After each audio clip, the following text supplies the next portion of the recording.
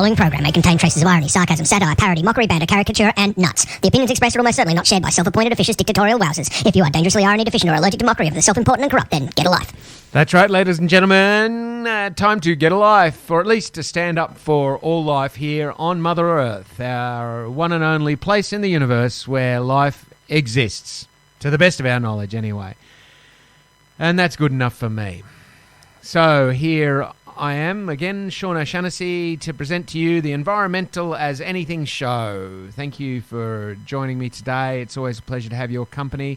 Whatever your religious background or beliefs, it's always lovely to get together with family and friends and celebrate the summer solstice and the silly season that goes around it. So let's have a season of peace and justice for all. If we can. So I should say, on the respects for culture and tradition, of course we live, work and play on stolen land. I am here on the lands of the Widjabul people and say thank you to them for their forbearance with the terrible depredations of colonialism and hopes for a better future for us all together, and sorry for the mess, and respects to elders past, present and emerging. This is and will always be Aboriginal land. So again, of course, as always, a big show for Environmental as Anything this week. We have got, I've got a list of interviews coming up. I've got my good friend and colleague, George Pick. He's going to come in and talk to us about some of the energy issues towards on the road to the transition to renewable prosperity. And later on in the show, I'll be talking to Tim Buckley, who's from the Climate, Energy and Finance think tank, and talking about his take on the COP28 and other issues to do with energy and related matters. So that'll be a big focus on energy for the show. Also, I've got Bob Brown Foundation. Scott Jordan is the Tarkine campaigner for the Bob Brown Foundation, and I had a chat with him yesterday about what's going on in the Tarkine, and there's 5 days of direct action there defending the Tarkine this week, and an ongoing commitment from a growing community of people who are demanding an end to native forest logging in Tasmania and across Australia. So I'll be listening into that interview soon. And then also from Western Australia, I've got Maz, who locked on to a 4-wheel drive car in the street in Perth on Monday, and for the Disrupt Burrup Hub movement. We've had interviews before with members from Disrupt Burrup Hub explaining their campaign to us. Well, Maz spoke to me this morning, so fresh off the presses. Spoke to Maz this morning from WA. Bit of a time difference there, so we had to sort of shunt the interview around a bit to fit around Maz's work. He's a veterinarian, actually. But anyway, so we are talking to him about that action and the Disrupt Burrup Hub movement. But very excited, in particular, today to have a live interview with Helen from the Knitting Nannas in Sydney, who recently had a court win in the Australian High Court, where they challenged the repressive laws preventing protest here in New South Wales. And so I'm going to have Helen on to chat to us soon-ish in the show, around 3-ish, and also talking to Sue Higginson about the legal issues that are involved in that case, and a very significant win for us all, for freedom of speech and assembly and association, and the right to speak truth to power being upheld by the High Court of Australia, which is a marvellous incident for us all, an outbreak of justice. Let's hope it is not isolated.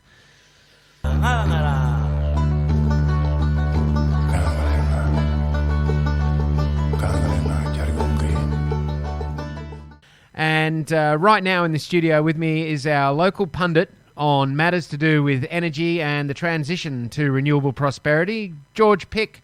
Thanks for joining us, George. It's a pleasure, Sean. I'm glad to be here amidst some fairly violent storms around the studio at the moment. Yeah, there's a bit of a there is a bad storm going on. There's also some problem with your levels on your mic. Can I just get you to try talking into it again? Sorry. How's that? Is that any clearer? Yeah, no, it's okay. It's good. That's good. I'll just have to keep the levels up on it. Okay, It all seems right. to be a little bit odd. This is an odd studio. We're in the studio B. Okay, and that's good. And it's just everything's a little bit less than optimal in here, but we're getting it all together. So we've got some great big. It's been a big week for energy and climate, hasn't it? I mean, we've been a big one. Yeah. We wrapped up the COP. The COP. Yep. Some people would call it the COP out, but others would put a much more optimistic view on it. So I've got a couple of articles which we might go through, and they pretty well summarise most of what goes on. Perhaps some of the listeners know already some of the information, but I think it's worthwhile trying to form some form of a conclusion and the direction in which we might be heading. So where to from here? Yeah, that's right. So essentially the article is from The Guardian. It was on the 14th of December, a couple of days ago, and it's called "The Age of Fossil Fuels Will End. Australia's Chris Bowen hails COP28 agreement." So Chris Bowen, who's the Minister for Climate Energy as well, says the COP28 sent a clear message that our future is in clean energy and the age of fossil fuels will end. However, he did acknowledge that it didn't satisfy many countries. Nearly 200 countries agreed to the deal, and on the positive side, the first time all of the nations have agreed to mention the word fossil fuels, and the term used was transition away from fossil fuels. They couldn't bring themselves to use the word phase out or even phase down.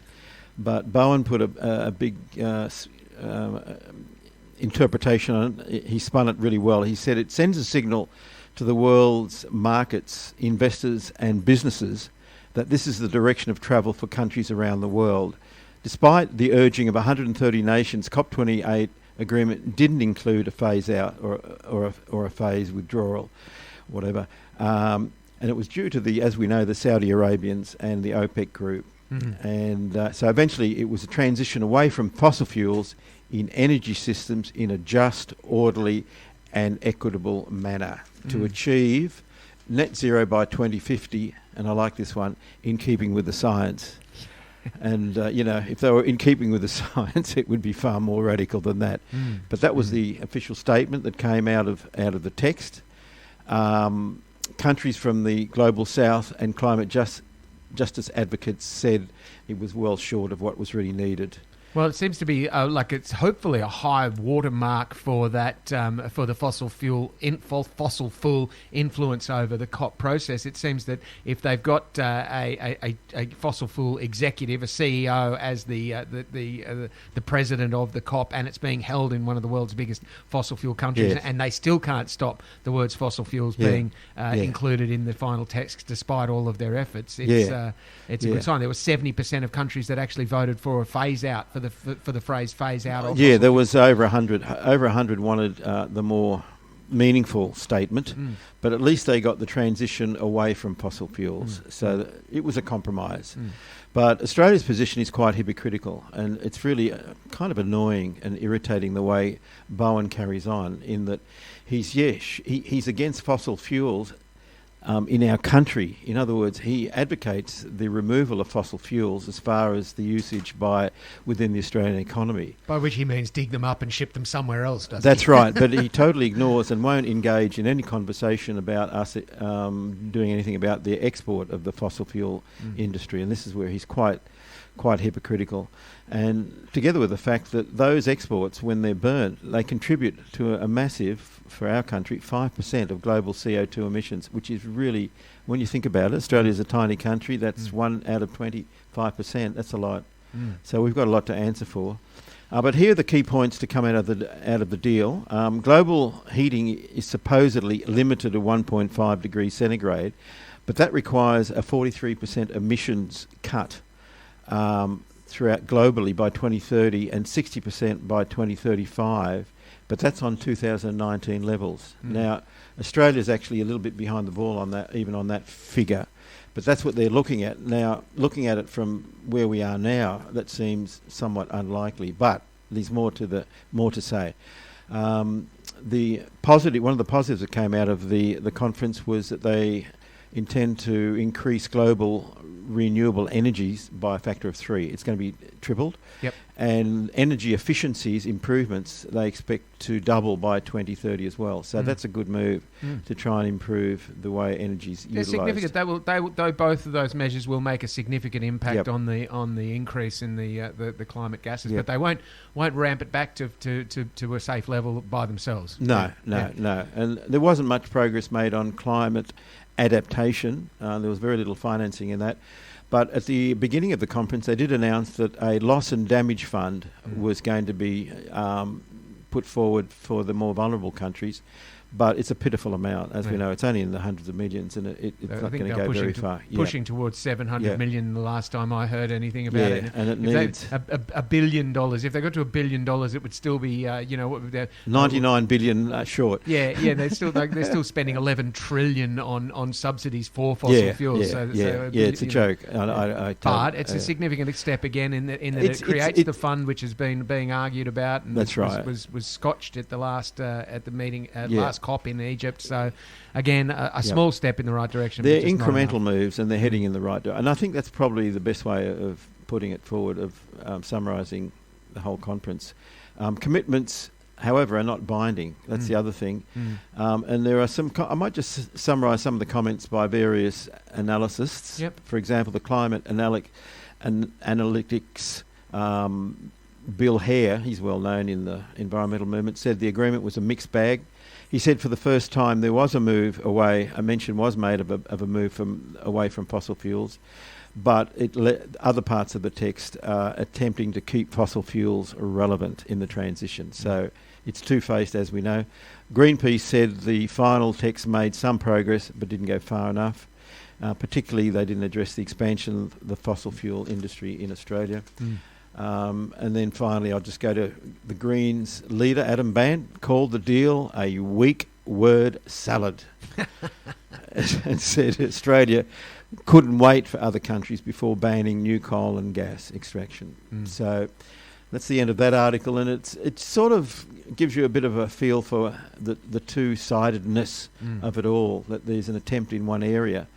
But I'm just going to dig in a little bit deeper into some of these elements with the second article before we finish up on the summary of COP28. And it's an article from the ABC by Daniel Mercier, also on the 14th, 2 days ago. And it is, as Global Climate Summit COP28 wraps up, its improbable fossil fuel deal is seen by many as a huge step forward.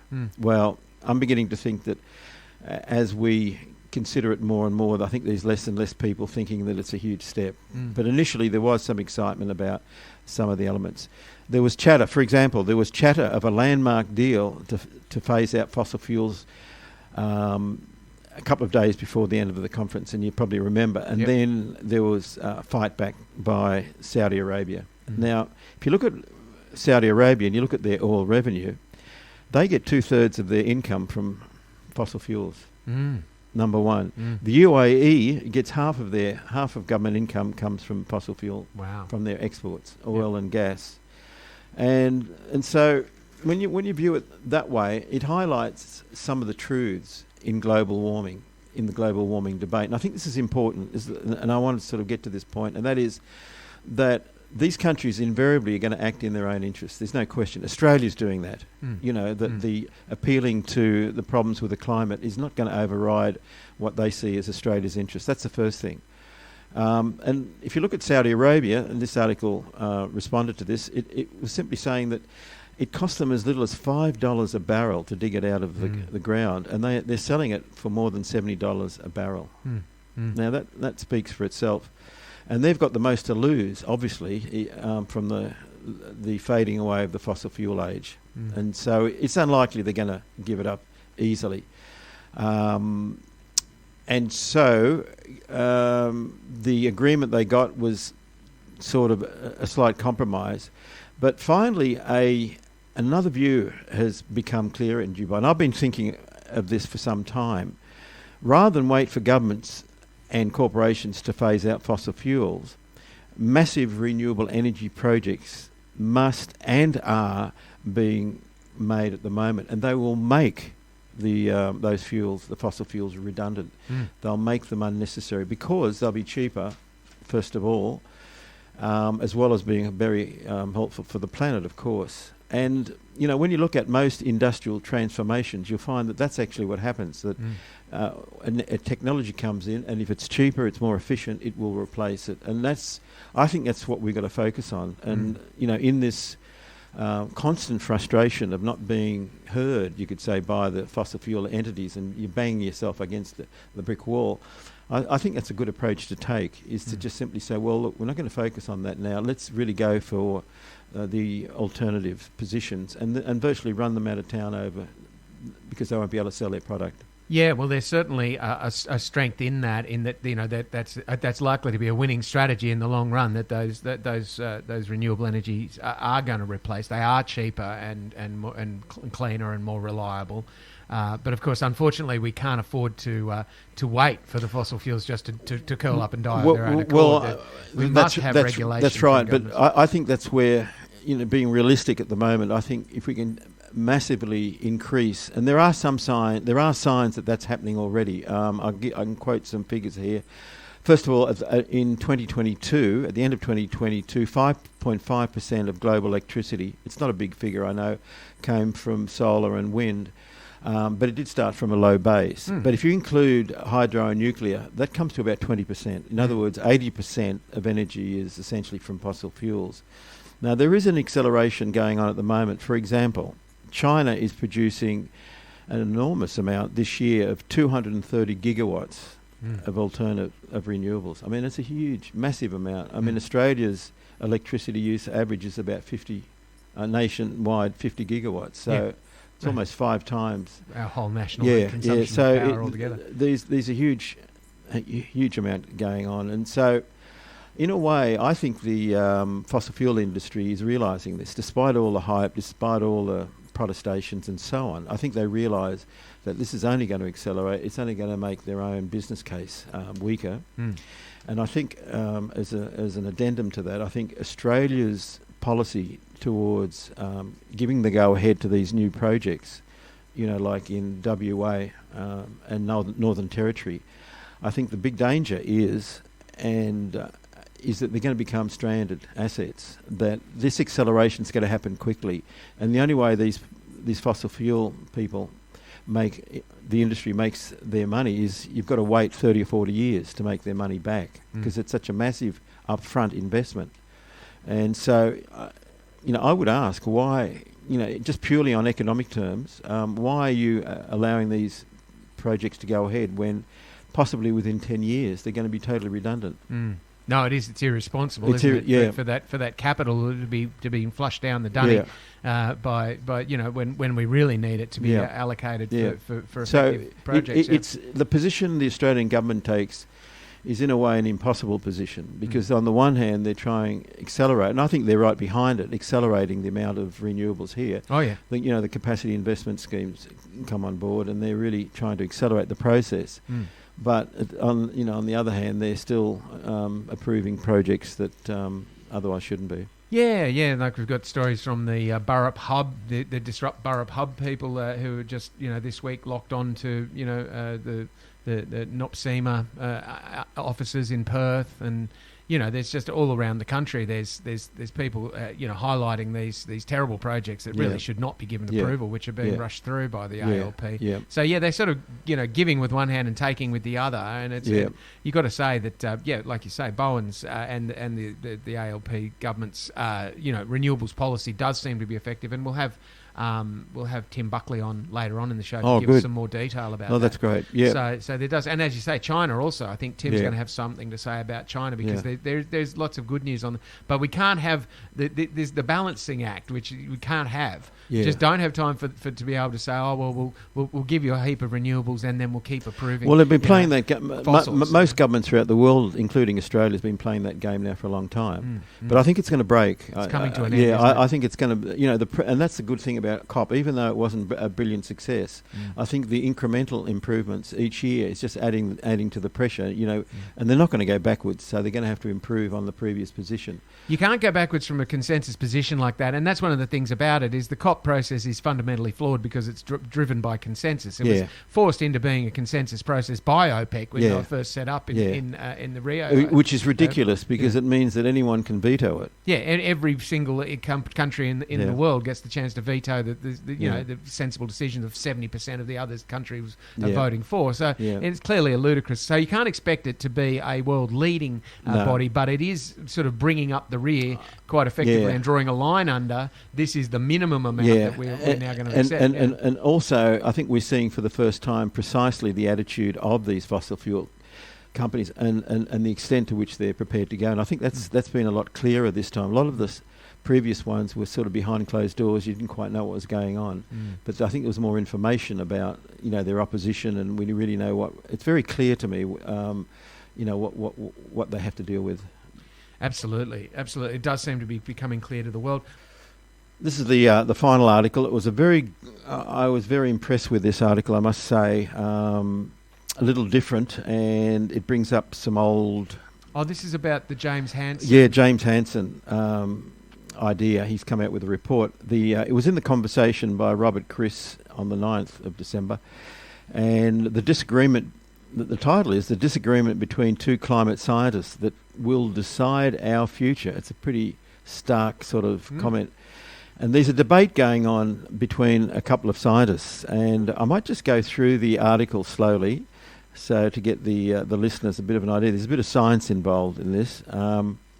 So it says, getting to net zero emissions by 2050 is considered best hope for keeping Earth's surface temperature from going beyond 1.5, or at least one prominent climate scientist disagrees. Now, James Hansen, who's he was well known back in the late 80s because he was working for NASA and he was the climate change person, and he presented a very powerful talk. I think it was a Senate committee meeting, and he predicted what was going to happen, and what was that, over 30 years ago. Some people listened to him, but eventually I think the fossil fuel industry managed to keep the whole thing quiet. But he's just recently published a paper with some colleagues, and he claims that the temperature rises are going to be much bigger, the temperature rise, and much faster than the IPCC predicted. In his opinion, 1.5 degrees centigrade is dead. He also claims that the net zero won't prevent warming of more than 2 degrees C. So even if we get to net zero, he reckons that, and I'll just go into some figures short in a minute. He says that, therefore, as a result of that, Hansen states that to regain control over the temperature, Earth's temperature, we need to do a number of things. Well, the first thing, of course, is to accelerate the retirement of fossil fuels. We know that. The second one, which is interesting, and I'm still not fully understanding of it, but I'll just read it out. It says, accommodate the needs of the developing world by greater cooperation between major polluters. Somehow taking into account the needs of developing nations, I suppose, and I'm not sure, but the third one, which is the one that we're going to talk about, is intervening in Earth's radiation balance. It's a controversial move in order to cool the planet by reducing the amount of sunlight reaching Earth's surface. And that's what he wants to really focus on. Now, his ideas are in opposition to a fellow called Michael Mann from the Uni of Pennsylvania, and he's well known over in the States. He's a titan of climate science. I actually saw him the other day being interviewed when I was researching this article. And he's dismissed this solar radiation management idea. He says it's based on a fallacy. And the fallacy that he believes is that large-scale warming is going to be substantially greater than the current models predict. He just doesn't quite believe that. So they're in opposition. Who is right? Good question. So let's just go further with this. There's only two ways to reduce global warming. One is to increase the amount of heat radiated from the Earth's surface that escape to space. So the amount of heat that's already being generated, somehow you've got to allow the heat to get through the layer of CO2 and other greenhouse gases. Right. The other is to increase the amount of sunlight reflected back to space. So that's where he comes in. And there's various ideas about that, been around for ages, about using aerosols, etc. So anything that reduces the amount of greenhouse gases will let more heat escape to space. And the way we're doing it, or the present ideas are to use renewables, which reduces the amount of greenhouse gases. Other ways is to eat less meat, so there'll be less methane. Soil management, there'll be more CO2 being absorbed by soil. So they're the general ideas. Yep. Now, anything that makes the planet brighter, that is more reflective, will direct radiation to space. And these, for example, as I said, reflective particles in the atmosphere. Now, I know it's controversial. Yeah, no, I put my tinfoil hat on now. So Yeah. just now, just to keep safe. Now the reasons behind it. Now, this is the key point. The difference between the two approaches is in the response time. Now, intervening to speed up the loss of heat from Earth's surface, that is to act on the greenhouse gas effects, in order to cool the Earth, can take decades and longer. In fact, the breakdown of CO2 usually takes centuries to whereas methane breaks down rapidly to CO2, but then the CO2 in turn, it's harder to break down. And so that's one of the arguments that, that CO2 isn't going to go anywhere in a hurry. Intervening to increase the sunlight, on the other hand, whereby the radiation is reflected back to space, the cooling of the planet occurs immediately. There's an immediate response.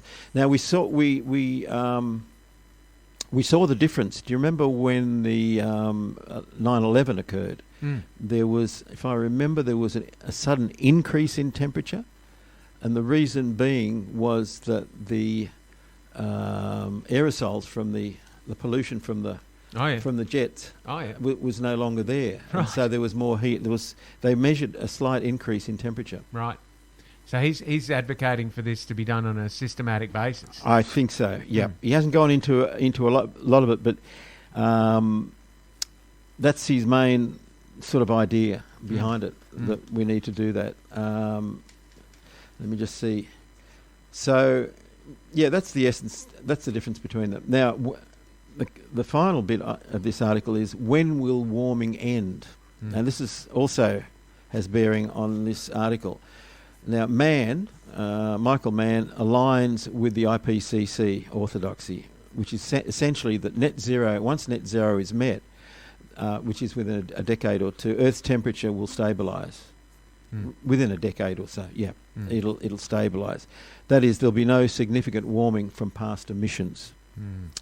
Only new emissions will produce further warming. Now, that's where there's a point of departure from James Hansen's idea. He argues that if greenhouse gases remain close to current level, the surface temperature will stabilise after several hundred years. Oh, he's saying there's And much longer tail. And it's going to be between 8 and 10 degrees. Yeah, it's going to be absolutely massive. Now, that's his modelling. It is just his modelling. I'm just pointing out that it is a point of view, or it's his research. Now, of this, 2 degrees will probably emerge by mid-century, and a further 3 degrees by within a century from now. And, of course, it would be catastrophic. So that's where Hansen says we've got to do something else. And that's where we've got to brighten the Earth. And there are various ways that can be done. Now, he gives an example of what to expect in the immediate future. Now, I don't know if you know, but shipping, there's been a move for quite some time now to try and reduce the amount of sulfur dioxide that comes from oil when oil's burnt, from shipping. They use really dirty oil for shipping. Yeah, dirty oil, that's right. Yeah. Now, the effect of that, though, is going to increase. He's predicted that the temperature will go up by 0.5 of a degree. Because we reduced the sulfur dioxide. Yeah. And he's expecting that to happen next year. Oh. And he says that the global warming the impact of that might be that in various places it might go up to 2 degrees. So Greta Thunberg sailing across the Atlantic was actually bad for the climate. Yeah. So that's right. Now, it might be a bit alarmist, but that's what he's predicting, that as early as next year there could be a 2 degrees rise if this effect kicks in on top of what we're having a bad year next year, which, seems like we're going to.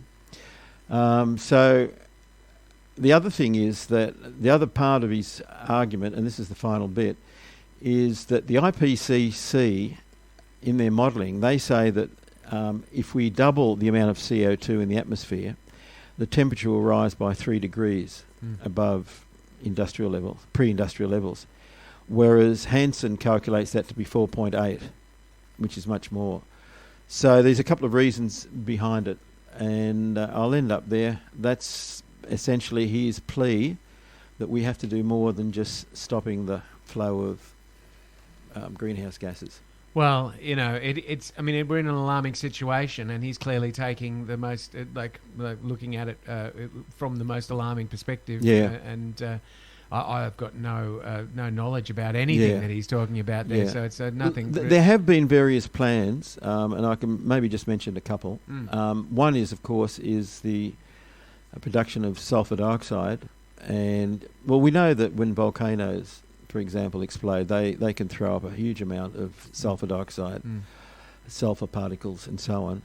The other one, which has been talked about, I know, in various circles, is to using satellites or using rocketry, is to produce a whole series of reflectors around the Earth. Oh yeah, it'd be on a massive scale, of course, but that idea has been talked about. That sounds like a massive engineering feat, and one which would require a huge amount of energy to be expended in the process of doing it. It would be a huge job. It would be. It would be downsides of all sorts, and I can hear the chemtrails crowd out there already getting excited about that.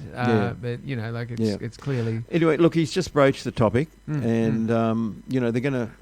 He may well be right. We'll find out fairly soon. Yep. Well, I guess so. And Michael Mann is a very authoritative source as well. It's interesting to hear such eminent climate scientists, who are two of the world's leading voices on this topic, having some disagreements about how extreme our measures have to be in order to address the problem. So. Oh, there you go. Nice one, George. Brought a little bit of controversy to the table today. It's a different point of view. And I know I've certainly would have absolutely been disinterested in the idea of doing that, of sending up aerosols, because it can have unintended consequences. But if some of these dire predictions come true, there may... I think that one of the good things about the geoengineering theory that you've just outlined there, it sounds like it can be done quickly, and it will have a very short-term effects. Yeah. So it's one of those things where if we decide that the emergency is really getting to be out of control, that maybe that's one of those things that... Well, as I said, it's happened naturally. When there's been massive volcanic explosions, that kind of pollution, or whatever you'd like to call it, it's not really pollution, but it can circulate around the world. All the gases, the sulfur dioxide, dust, and carbon, and so on. And so...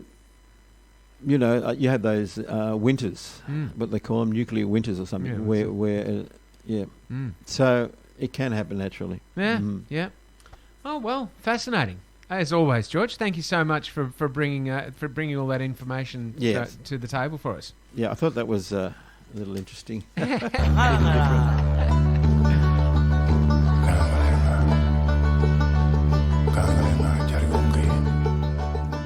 We actually have on the line to speak to us next one of two knitting Nannas, Helen Kevelde and Dominic Jacobs, who took legal action to defend the right to protest back in October 2022 after the New South Wales government passed new laws following a series of climate-related demonstrations. Last Wednesday, the Supreme Court upheld parts of that constitutional challenge, declaring parts of the Crime Act are invalid because they infringe on the implied freedom of political communication. I have Helen on the line to speak to us about the issues that were brought up in that case for her and Dom. So, Helen, thank you for joining Environmental as Anything today. Hi, Sean. Thank you. Look, I know you've got to get off to choir soon, so we'll try not to keep you too long, but really appreciate you putting time into explaining to us what's going on. So what was it that I wanted to get a bit of background on you from you first. What was it that prompted you to take this action? You are one of the Sydney knitting Nannas? Well, I guess it was partly personal because Dominic and I did an action, not as Nannas officially, but as part of Blockade Australia last year, where we blocked a road going into Port Botany and were arrested and so forth. And the very next day is when they changed the laws and made it that it was you could have 2 years in jail or $22,000 fine. And when we were driving back from Sydney, we happened to get a phone call, I think, from a Guardian journalist who said, you know, now they've changed the laws, would you do it again? And we were all very gung-ho and said, oh, yes, of course we would. And then afterwards we kind of thought about it and thought, well, hang on a minute, 2 years in jail, that's actually very, very threatening. And you're not only, like, it's not just you, that affects your family. And in our case, we both do native animal care, you know, so a whole lot of things. Like you'd just be sitting in jail or not living your life just because the government's pissed off at you for having a protest. So I think that's partly what inspired us to sort of realise, well, it's not as simple as just saying, oh, yeah, we'll just do it anyway, because it actually, like people, it's hard for people to be able to live their life and protest if you've got penalties like that hanging over you. Yes, I heard Violet Coco speaking on 4ZZZ yesterday on the Paradigm Shift show, actually being interviewed, talking about how if she had been locked in prison for the last year, she wouldn't have achieved a lot of the things that she has done. So it does certainly chill your capacity to do what to speak truth to power, doesn't it? It does, yeah. So what's the outcome then? So first of all, before we get to the outcome, so what was the process for you in taking this, making this challenge through the Supreme Court? Well, the High Court, isn't it? No, the Supreme Court. EDO kind of did the legwork in the sense of, because it was a constitutional challenge, it was all very legalistic and we don't really even understand all that. The main thing we had to do was write affidavits, which was excruciating because we had to write every protest we'd ever been in, which in my case I couldn't even remember because it's 50 years worth. And, you know, these affidavits were quite long and, you know, like where we protested, what it was about, you know, what actions were taken and so on. For me, that was the hardest part, really, and very time-consuming and annoying. But then when it went to court, it was 1 day in court, and the barristers on both sides were arguing it. But interestingly, those affidavits were brought up a lot. Right. You know, Ms. Kevelde said such and such, or Ms. Jacob said such and such. So we kind of realised the point of it more then, that it was necessary. So they weren't quizzing you or cross-examining you. You weren't subjected to any kind of high drama in the courtroom. They just read your documents. We didn't even have to go, but we wanted to go because we wanted to hear what happened. And although a lot of it was kind of legal argument, we felt like we could understand most of it. And it was interesting on the basis of those affidavits. A Channel 7 reporter came up during the lunch break and wanted to interview us because he'd heard what we'd said being read out. Great. So that was interesting. Well, you must have made a real impression there. You've obviously got quite a story to tell. I should see those affidavits. I'd like to... It's probably all on record. Yep. So it's done. There was a partial success, as I understand it, and we're going to talk to Sue Higginson next to try to get some more of the legal angles on this. As you say, neither you or I are sufficiently expert to really know, but she is. But well, I haven't fully read it yet, but to me, it is a success because, like, one of the things in the law was that you were not to damage property. So we didn't get that, but we didn't want to damage property. We're never the slightest bit interested. Like, we're peaceful protesters. So for that bit of the law to stand, as far as I'm concerned, is fine. Of course we don't damage property. And I think the other thing that still stands is you're not allowed to completely take over a facility, like the port or whatever, but you're still allowed to protest at it. So again, we weren't expecting to completely take over any facility. So in a way, when I sort of look at it, I think we won what we needed to win. And you said to me, you're hoping that this, as a constitutional challenge, it clearly will have national implications. I hope so, because these same harsh laws have been brought in nearly all the other states, and people are facing jail, and it's just, well, and like Colette went to jail for 3 months in Tasmania for chaining herself to a tree. It's just ridiculous. It's alarming, isn't it? But so what next for you, Helen? What do you think you're going to be doing for the climate, after the silly season? Well, the Nannas keep going. Yep. Even during the silly season, we'll be still there outside our politicians' office next Friday, like we are every Friday. And the Nannas are a very variable group. We call ourselves a disorganisation of Nannas. And a lot of Nannas also support other groups like Extinction Rebellion or Blockade Australia.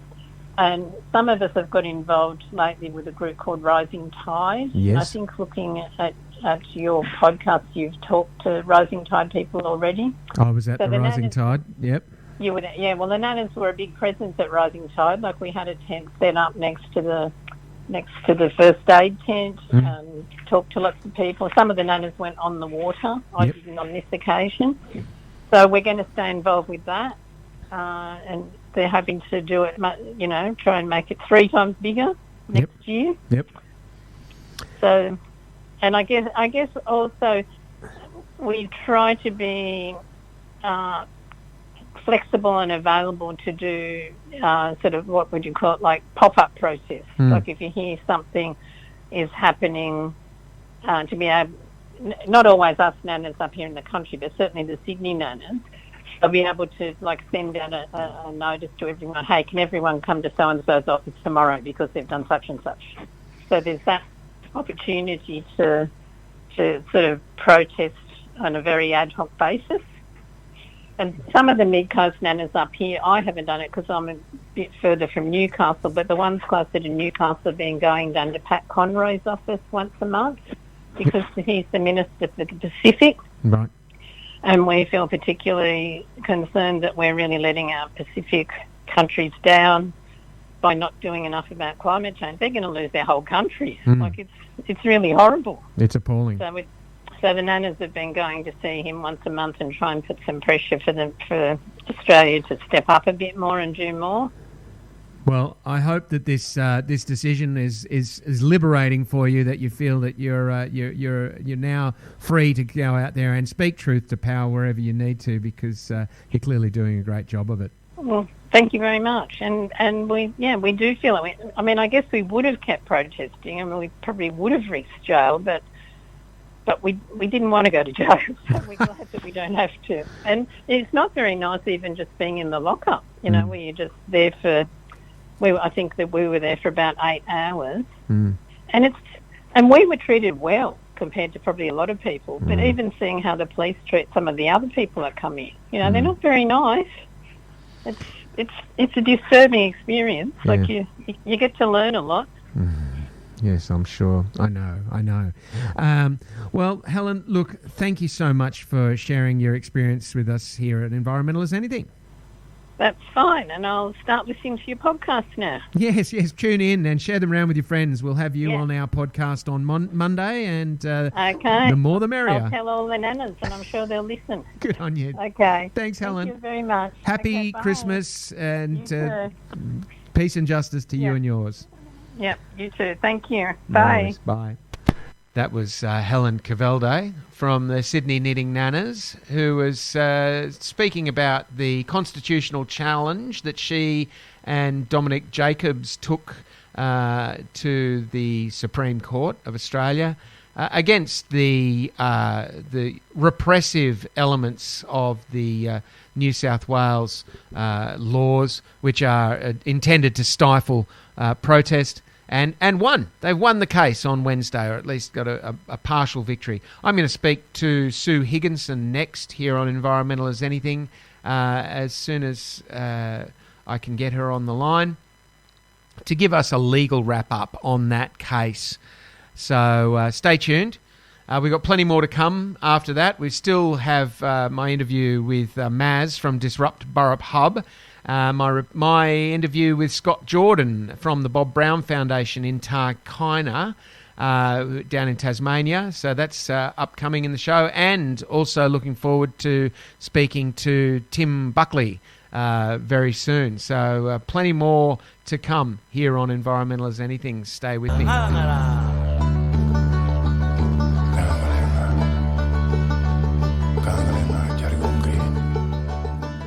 Well, as I was saying, we were just speaking to Helen Kevelde from the Sydney Knitting Nannas and Friends, and talking about her successful constitutional challenge to the right to protest laws here in New South Wales. Now, both Helen and I were a bit discombobulated about what the details of all of that really meant from a legal perspective. So who better to fill us in on all of that than Sue Higginson, regular friend of the show and MLC in New South Wales Parliament, and of course former Chief Solicitor, head of the Environmental Defenders Office. Thank you, Sue, for joining Environmental as Anything again today.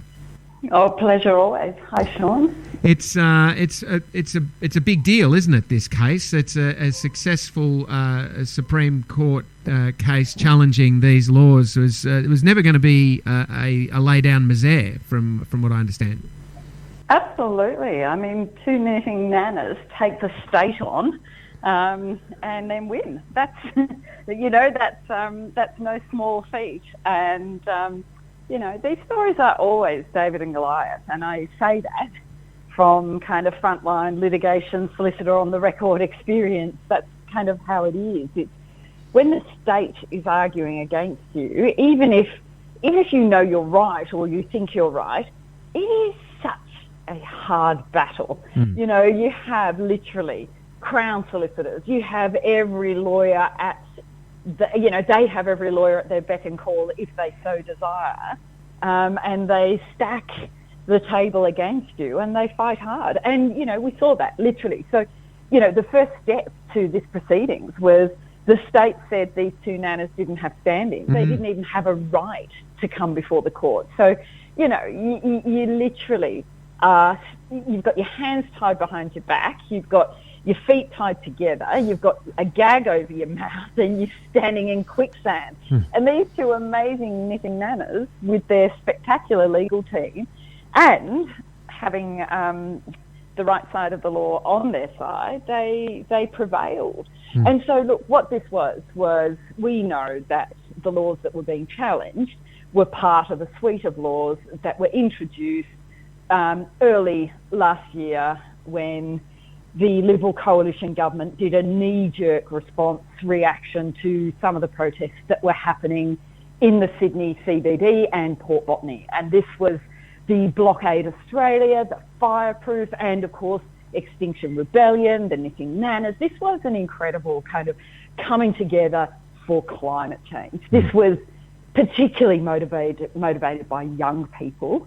And I think that a lot of what the Nannas kind of narrative around this proceedings has been is we've been involved in these protests because the young people are calling for climate action and we're here to respond with them. That's, I've heard that sort of both from Dom and Helen and the other Nannas that have been involved. So the Liberal coalition government ran into Parliament and did a suite of laws that became known as the anti-protest laws. And what they did is introduced a number of criminal offences and some offences to the roads, rules and laws. But the ones in the Crimes Act that Helen and Dom were challenging was the Section 214 of the D of the Crimes Act, which was basically saying, relating to infrastructure, is relating to ports, infrastructure, major trains, rail corridors, etc. And this was about, if you do harm or damage, then it's a criminal offence. Well, we already know that. There's already existing laws. This was a special law. And in addition to that, if you disrupt or obstruct, then it's a criminal offence. But the overreach was here. The overreach was, and if you shut down even partially one of these facilities because of your protest, it's a criminal offence. And thirdly, if you prevent people from entering one of these infrastructure or these facilities, then a criminal offence too. And the criminality was harsh and excessive. We were looking at 2 years imprisonment and $22,000 fines for these offences. So the Nannas actually challenged all the laws, and the court, on the basis, this is the fundamental argument, is that within the Australian Constitution, well, actually, it's not even written, but the best part of the Australian Constitution is the bit that's not written in it, and that implied. is exactly the implied freedom of political communication. This is a freedom or a right that's been read into the Constitution over many decades now by the High Court. The High Court has said, absolutely, we do have this representative democracy.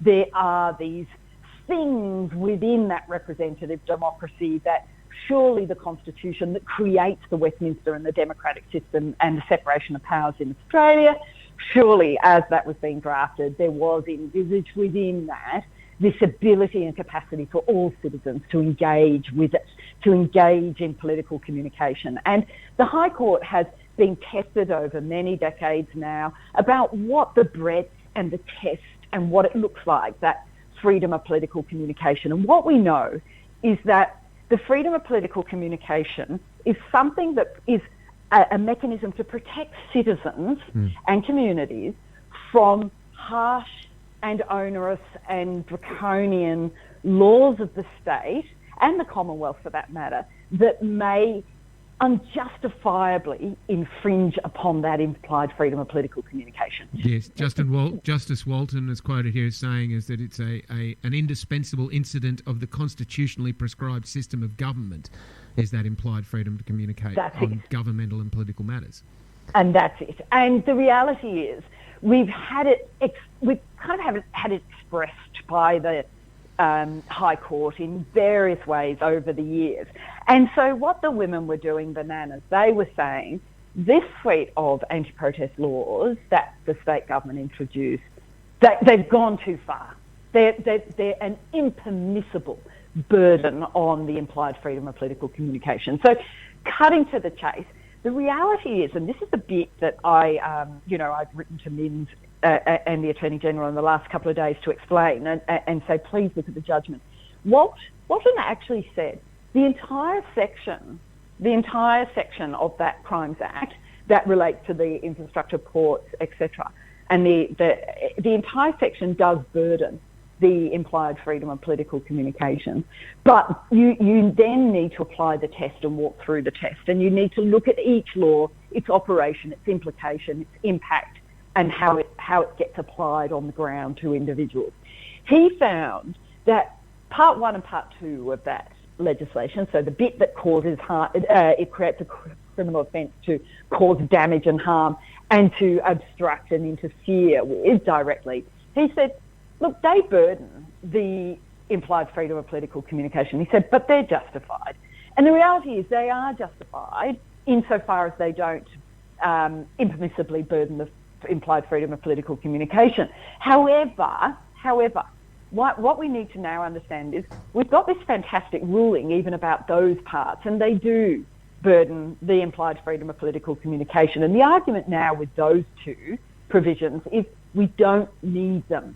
They are sitting on the law books now under the dark shadow of draconianism. Because we know they burden the implied freedom. We know we don't need them because we've got other criminal damage offences already in the Crimes Act.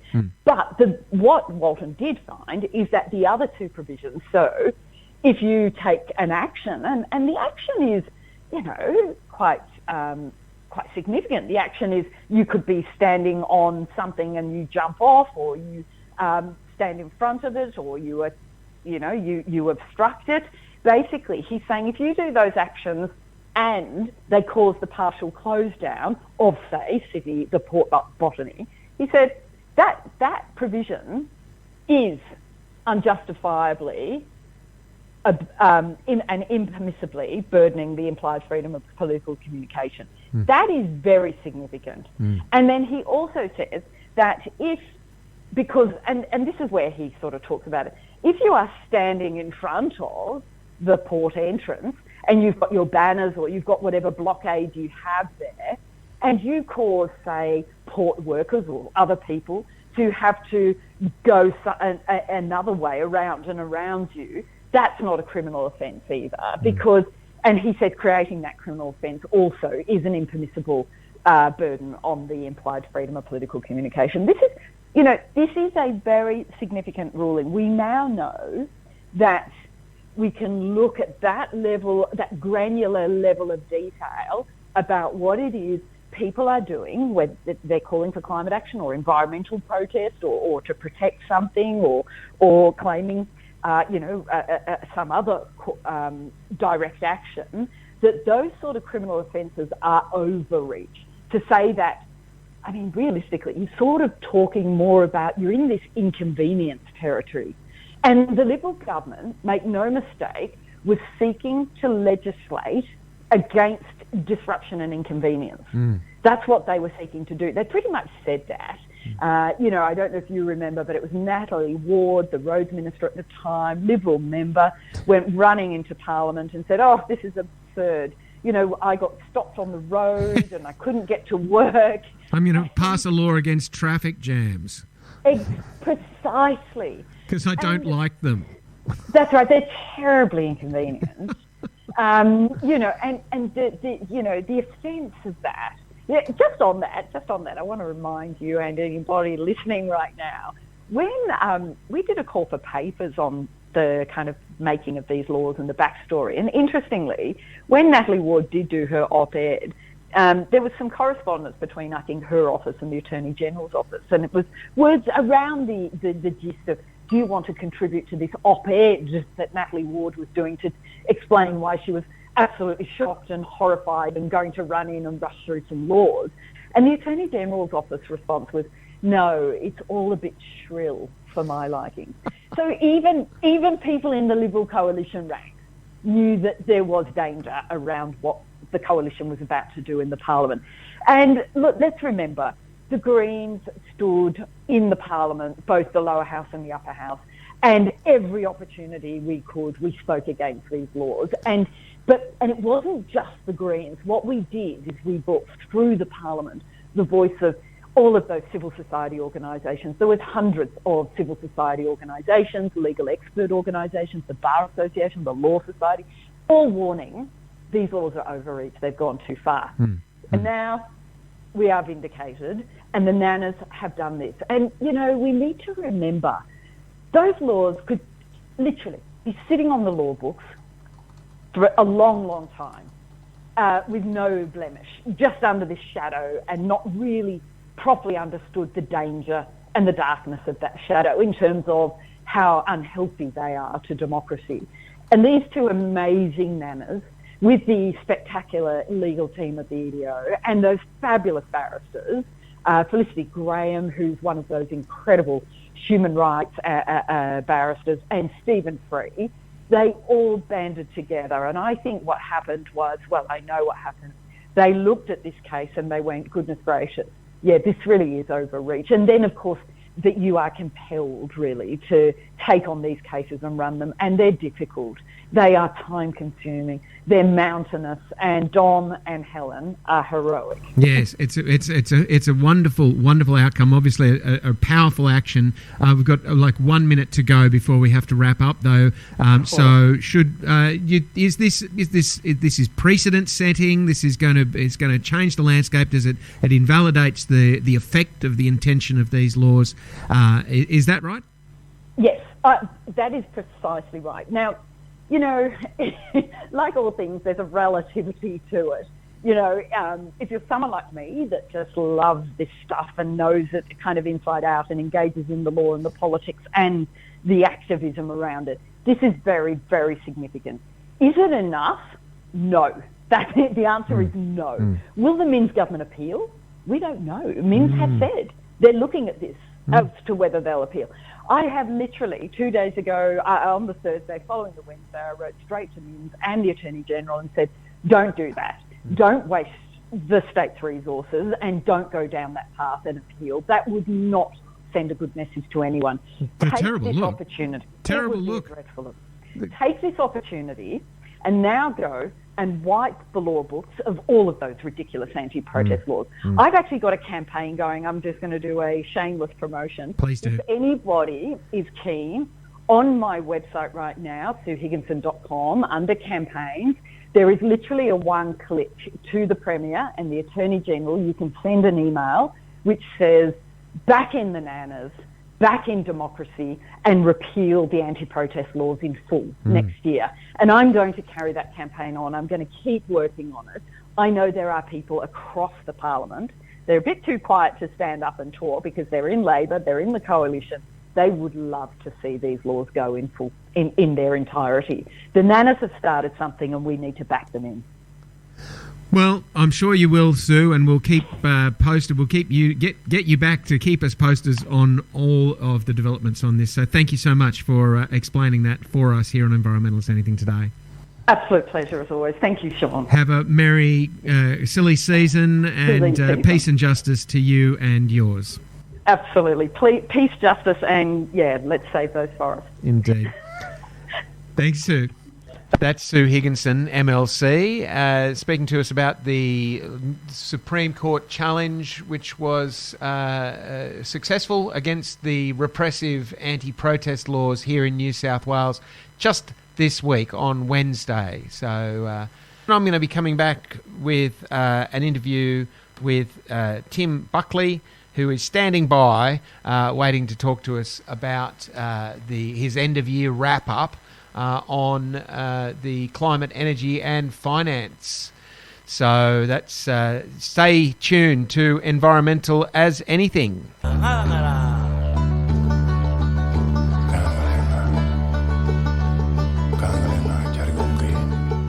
Who I've got on the line right now is the great Tim Buckley, who is joining us from the Climate, Energy and Finance think tank to talk about the 2023 year in review. There's just been a lot of good news and some bad for 2023 on the questions of energy, climate and finance. So it's great to have Tim on the line as one of Australia's leading voices on these matters. Tim, thanks for joining Environmental As Anything again today. Good afternoon, Sean. You were just saying to me off air that the AEMO review has just come out and they've got some pretty exciting assessment on our future for our coal-fired power fleet.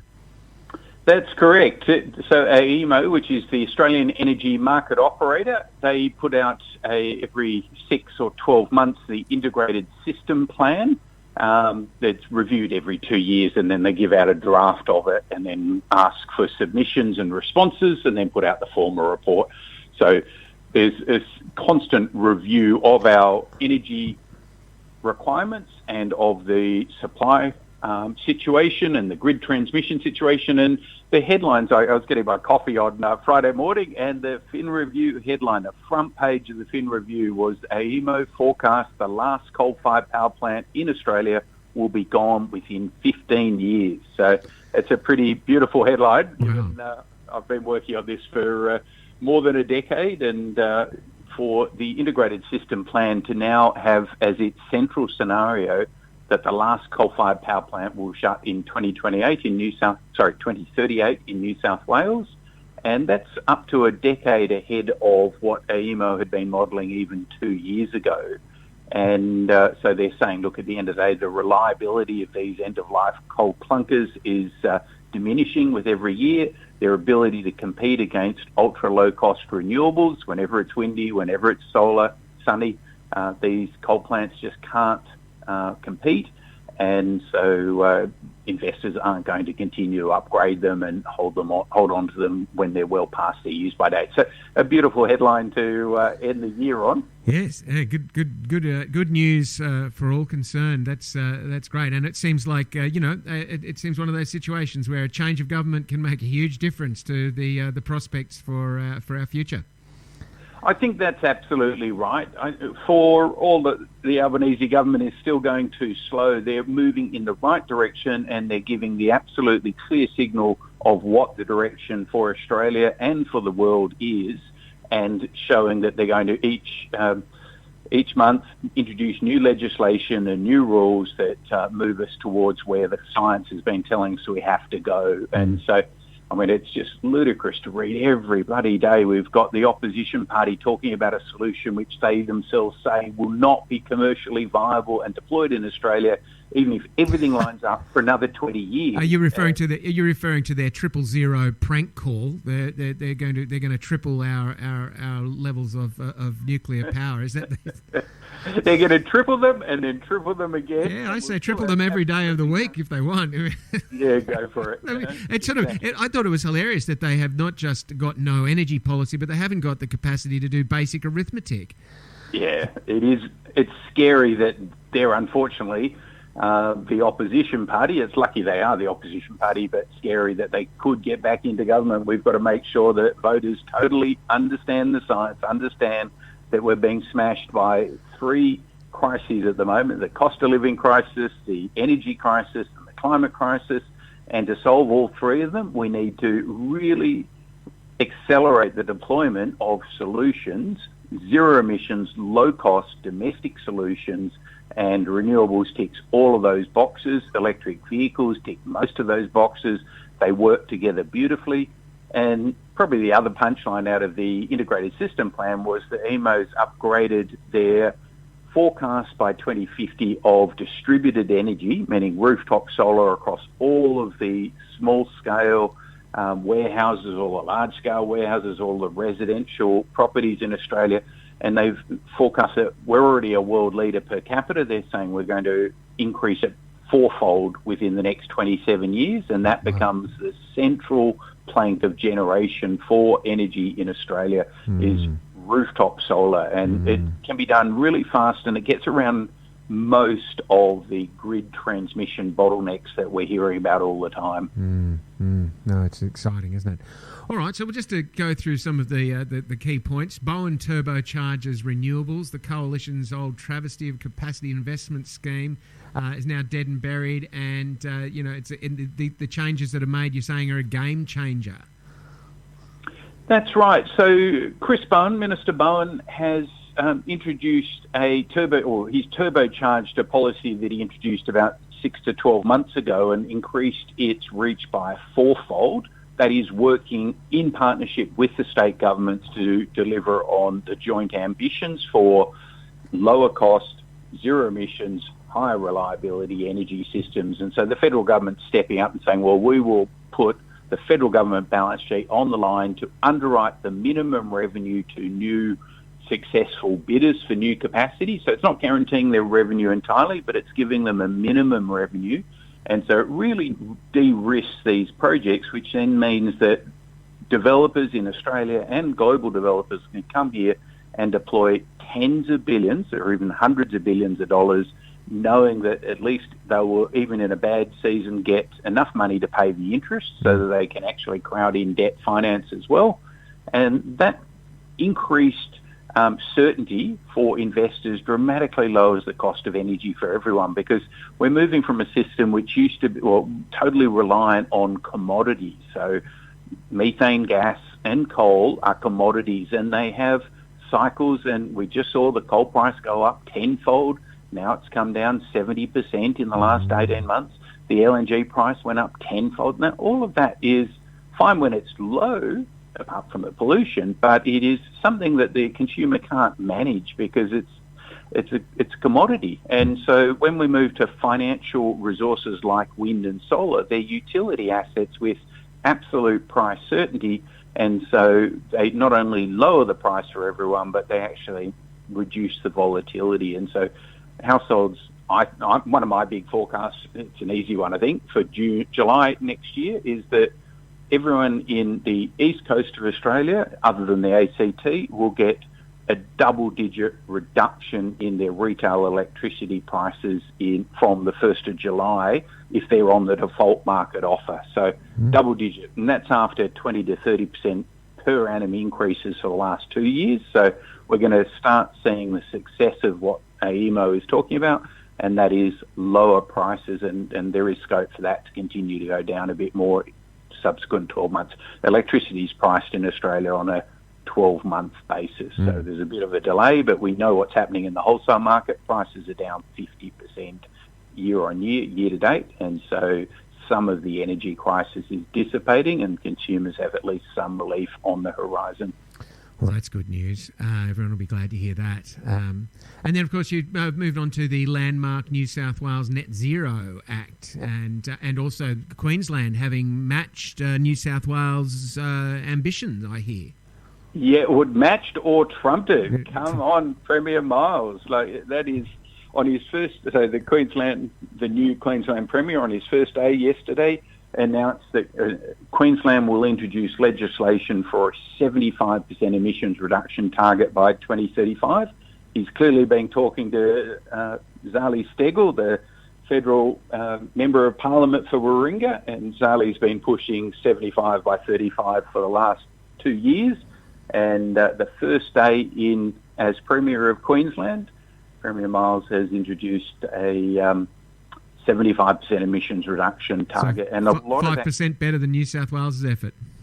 Yeah, and 5% doesn't sound much, but when we're talking about that's only 12 years from now, and that is absolutely moving to align, almost in alignment with what the climate scientists have been saying for 40 years. But when you're starting, literally, you've been slowly dragging yourself, crawling in the right direction to now get up and sprint. It's what the science says we need. It's what the finance is saying we can do.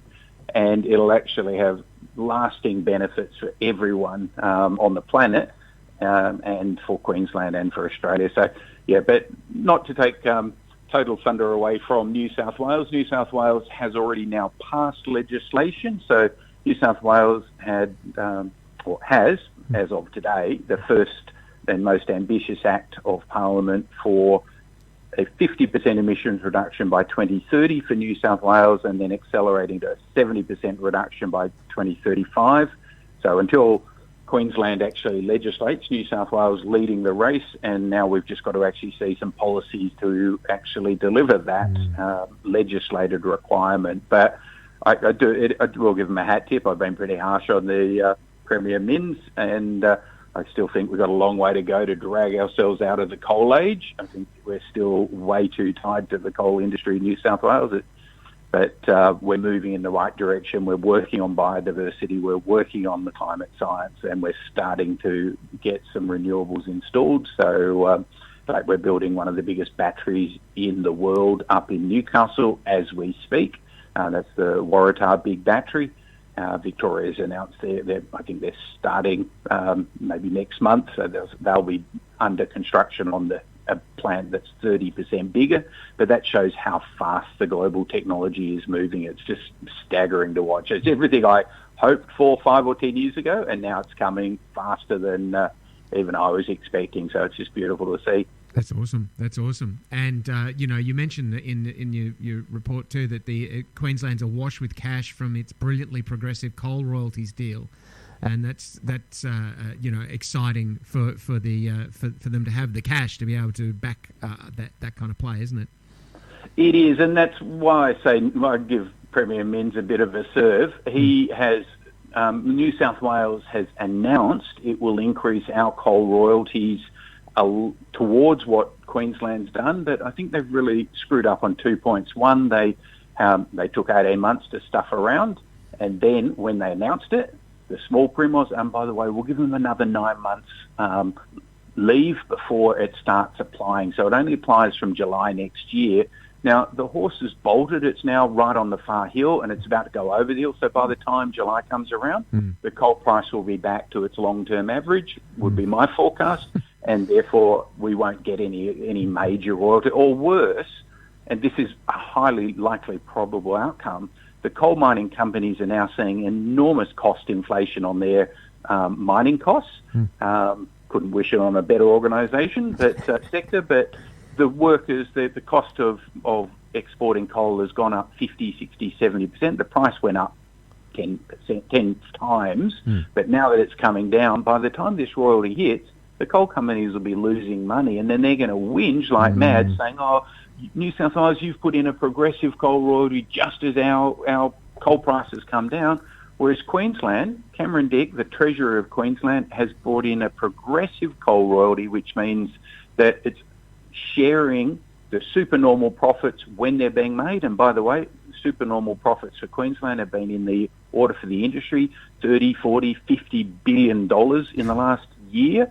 And so that was 2022, and Queensland shared up to 40% of that. But when the coal price goes back to normal, they go back to getting a 7 or 8% royalty, whereas our coal companies will pay a flat 10 to 11% royalty, whether they're making money or losing money. So you can tell they will be whinging like mad when they're losing money and their royalties have gone up. They won't even mention the fact they just had 3 years of making 100% return per annum. That'll be forgotten. That'll be banked in their Swiss tax havens. And so I really wish Premier Minns had a little bit more courage and borrowed a little bit of spine from Cameron Dick up in Queensland and brought in a progressive royalty and brought it in immediately so that he could then have some money to actually help alleviate the cost of living crisis that lost opportunity now, and no point crying over spilt milk, as they say, but certainly lessons to be learned there for the future. Lots of other good news around the country, though, with all of the states announcing significant leaps forward. Victoria announcing 24 gigawatts of generation capacity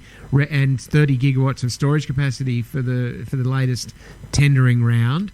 Western Australia, proposing another 500 megawatts of battery, and then the ACT government banning all new gas connections, and I know that the Victorian government taking steps in the same direction. So there's some significant steps in the right direction this year from all of those states, aren't there? There are, and I'll go back to your first point. The federal government, the Anthony Albanese government, is actually creating the framework to give the states the confidence to do that. So it's a team effort, and it's just wonderful to see that we actually have governments both at the federal and state level all mucking in, working together to actually solve the global climate crisis. Now we've got to do it fast enough. But I think Treasurer Chalmers had a big investor roundtable 3 weeks ago with 20 of the biggest financial institutions in Australia, which are some of the biggest financial institutions in the world. And they came out and he put out a major press release saying, we're going to go really hard on renewables because the finances industry is telling us, to a man and a woman, that if we actually create the right policy framework, they will crowd in hundreds of billions of dollars to actually deliver the solutions we need. But the government's got to provide the framework. And I totally agree with that conclusion. So it was wonderful to see Chalmers, who actually this week also announced a massive improvement in the federal deficit. He's forecasting a $1 billion deficit. I reckon it'll be a surplus again. So the ALP, for all the crap from the Murdoch media that the ALP don't know how to manage the economy, but the LNP does. The LNP delivered the biggest deficits in Australian history for 9 years, in a row. And now Chalmers, I reckon, in 6 months' time, we'll be seeing that he'll be delivering his second surplus out of 2. 2 out of 2, big green tick. 9 out of 9, big red cross for Frydenberg and the LNP. So the crap about the ALP not being good fiscal managers, well, Chalmers is absolutely riding high on the commodity cycle and on sensible government. He's been rebuilding capacity. He's been cutting all of the consultants that cost an arm and a leg and then steal and commit treason against our country. And he's bringing the public service back to actually have public servants work for Australia. What a radical concept. I think a couple of decades of privatisation, we've learnt that that doesn't quite work for the average person in the street. So now we've got to have Chalmers actually loosen the purse strings a bit and show a little more vision, because he's shown clear financial sense. Huge tick from me. I'm a finance person, but now we've got to invest in the future.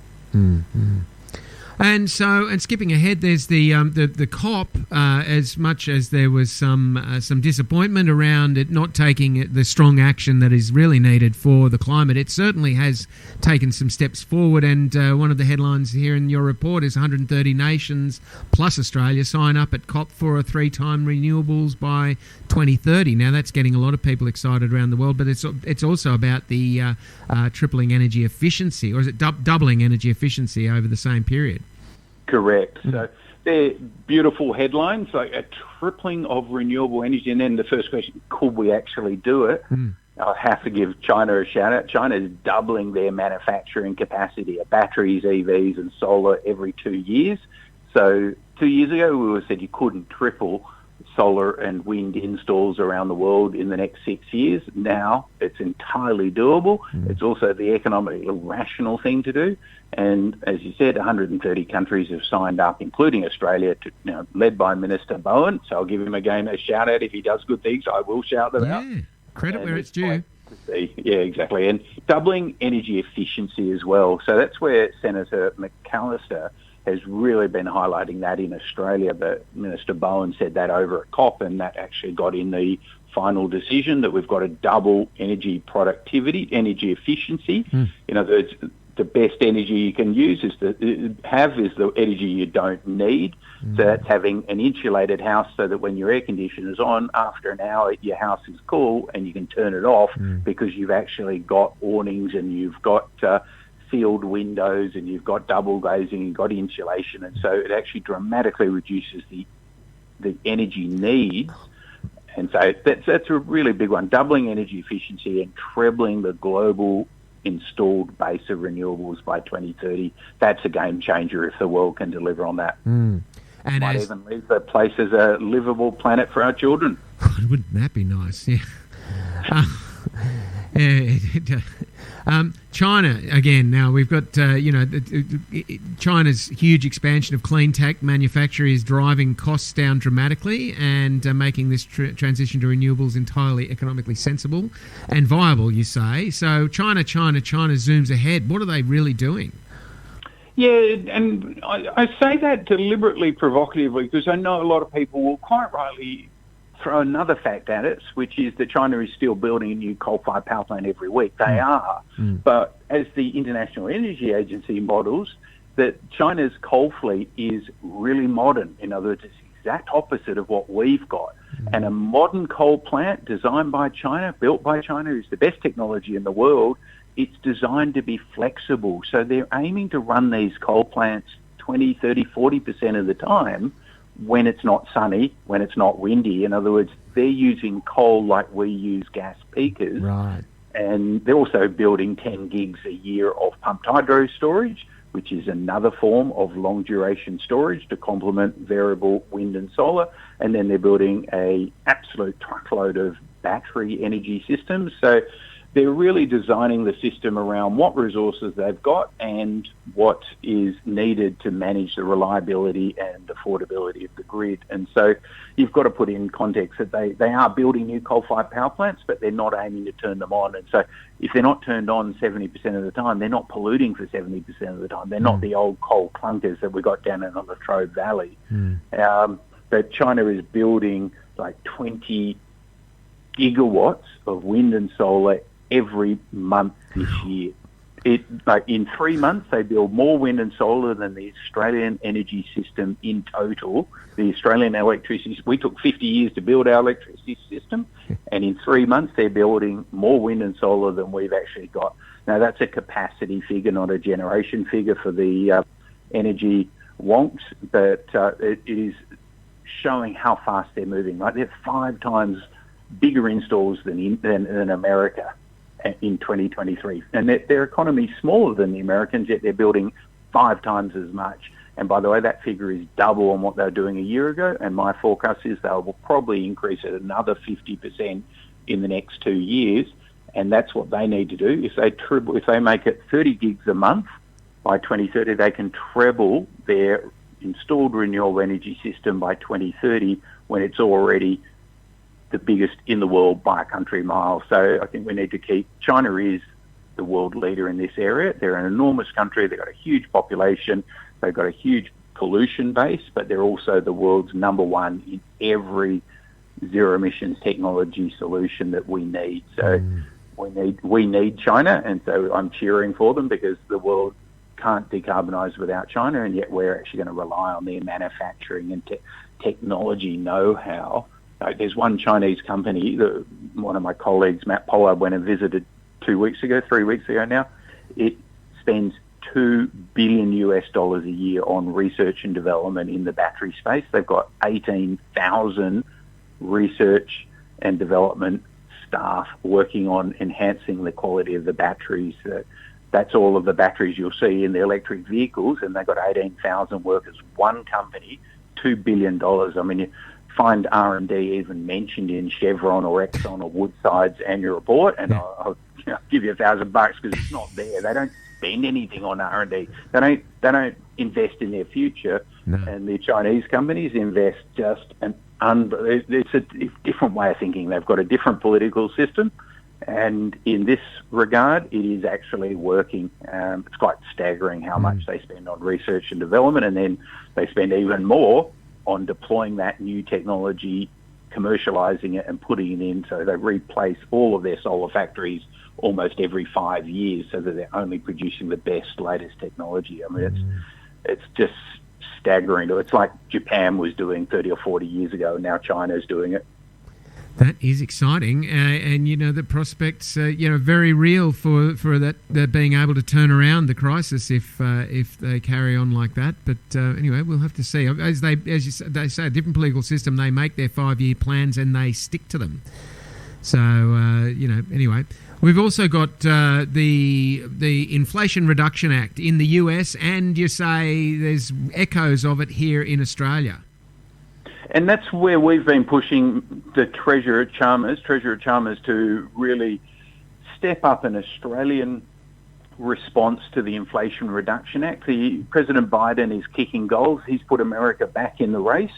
America's building 4 times as much factories in the last 12 months as they've built in any year in the last 50, Wow. 400% faster construction of new capacity. So they're really saying, well, we don't want to be reliant on Chinese factories. We want to do it in our own country and have self-sufficiency, or have at least alternative supply chains established, so we don't just be left behind. And so there is the risk of a big sucking noise, which is the sucking of all of the brilliant capital in Australia off to America, because Biden's thrown $1 trillion of subsidies on the table. And last I checked, $1 trillion is a lot of money, particularly when it's US dollars. And so our finances reminded Jim Chalmers that our borders, our capital borders, are very, very porous, and that they've got a fiduciary duty to invest where they can maximise the return and minimise the risk. So Australia does need a response, which is why I say, look, now that Chalmers has proven his economic credentials, like he's got an A+, whereas Frydenberg got a D-. Frydenberg's the guy that, when he announced the COVID thing, he got it wrong by sort of $60 billion. Chalmers is now rolling in cash and paying down debt. But what we need to do is invest in the future. So I'm pushing, and my organisation has worked with a whole lot of other organisations to say to the federal government, you've really got to start investing in the solutions the world needs. And we know a carbon price is toxic, but it's the obvious solution. Put a price on the problem and finance and business will find a way around it. In the absence of doing the obvious least cost solution, they're going to have to do something else, which means spending a bit of our money, our taxpayers' money, and it's things like the capacity investment scheme. Underwrite and minimise the risk and then let them crowd in private capital in the hundreds of billions of dollars. So our children will thank Chalmers for doing it when he does it. He's promised to do it in May next year in the budget. We're pushing him to go hard and fast because this is a massive investment, employment, export opportunity. Oh, and by the way, it'll help save the planet. Oh, bonus. Yeah, just a little bonus. Australia can play a world-leading role on that. We play number one. I think you and I have talked about it. We're number one in the world in iron ore. 38% of the world's iron ore. We're number one in the world in coke and coal. 55% of the world's coke and coal exports. We're number one in the world in lithium. 50% of the world. We don't play an also-ran role when it comes to the export market. No. And so that means we can play a world-leading role helping countries like China, Japan, Korea, India decarbonise their economy. We can help them, and when we're helping them, we're helping ourselves because we're building the industries of the future, just like China's doing. And that's a big investment, and that is a once-in-a-generation opportunity for Chalmers to leave a massive positive economic legacy for our country. We've been a parasite on the world for decades as the third largest fossil fuel exporter of the world. We're one of the drug pushers. We've got to become one of the solution providers at world scale. Yeah. Oh, Tim, look, we could talk all day. We're going to have to wrap it up soon, though, but I've just wanted to touch quickly on another thing that from this report which brought a smile to my face, and there's so many. Adani exposed, history's worst corporate fraudster. What would give us a couple of minutes on that? Yeah, I've been campaigning, and Mr. Adani's not on my Christmas list, and I'm certainly not on his. Although he did offer to take me over to India and kiss and make up, and in all honesty, they did actually offer, and then they've just announced the reason why they did it. It was a month ago. I politely declined, but they actually have done some of what they were offering to discuss with me. So they've announced this week. So you're expecting me to dump on them? The biggest fraud in world history, allegedly, but. What they've announced this week is that they're going to invest $100 billion into decarbonising the Indian economy over the next decade. Now, $100 billion in anyone's terms is a very significant bet to help drive capital to solutions that the world needs. And India is now one of the 4 or 5 largest economies in the world. It's growing, the fastest growing large economy in the world. It's growing at 7% per annum. Like China's growing at 5%, America's growing at 2 or 3%. They're growing at 7% GDP per annum. So what Gautam Adani has announced this week is that 5 of his big subsidiaries will target net zero by 2050, which is 20 years ahead of what Prime Minister Modi has pledged for India as an emerging market. Now, common but differentiated responsibilities. We and China and America and Europe caused the problem. The vast majority of it, we've got to move first and to buy some time for emerging markets like India. And Prime Minister Modi's been sort of very dogged, pointing out common but differentiated responsibilities as a core principle of the Paris Agreement. But Adani, like Mukesh Ambani, the richest man in Asia, the founder of Reliance Industries, who's Adani's number one competitor, the two of them have both committed to decarbonise their businesses, a majority of their businesses, decades ahead of the country pledge for India. So if Bowen can convince America and Europe and China to pull forward our aspirations and go harder, and the tripling of renewables globally by 2030 is exactly what we need, that pulls forward the decarbonisation. India is now positioning so that they can pull forward their net zero by 10, 20 or even 25 years. Now that means we do bank a livable future for our children. So much as I've been a protagonist against Gautam Adani, now that he is one of the richest men in the world, he's starting to invest in solutions, and we need him to go faster in the right direction and stop digging new coal mines. So a bit like Australia, Bowen's pushing us in the right direction, but at the same time we're still building new coal-fired power plants and new coal mines. India is still building new coal mines and coal-fired power plants, and unfortunately it's Qatar Madani doing that. But at the same time, he's now saying he's going to invest $100 billion in decarbonisation solutions, which is building the grid, building the wind, building the solar, building, like he announced, they're building India's biggest copper refinery. When you're building a huge amount of new grid transmission, you need a lot of copper. And he's building the refinery to supply the raw materials that India needs to decarbonise their economy. So sounds like a story to keep an eye on. Sounds like something for future analysis of the results of those pledges, eh?